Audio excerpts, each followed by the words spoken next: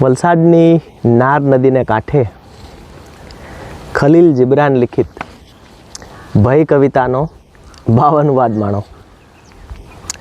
કહેવાય છે કે દરિયામાં પ્રવેશતા પહેલાં નદી ભયથી કાંપતી હોય છે. પહાડોના શિખર પરથી ઉતરીને જંગલો અને કબીલાઓ પાર કરીને લાંબા વળાંકવાળા જે રસ્તે યાત્રા કરીને આવી છે એને વળી વળીને જોયા કરે છે. સામે અફાટ સમુદ્ર દેખાય છે. એને લાગે છે કે આમાં પગ મૂકતા જ કાયમને માટે ઓગળીને અદૃશ્ય થઈ જવાનું છે. પણ હવે બીજો કોઈ રસ્તો નથી. નદી પાછી વળી શકે નહીં.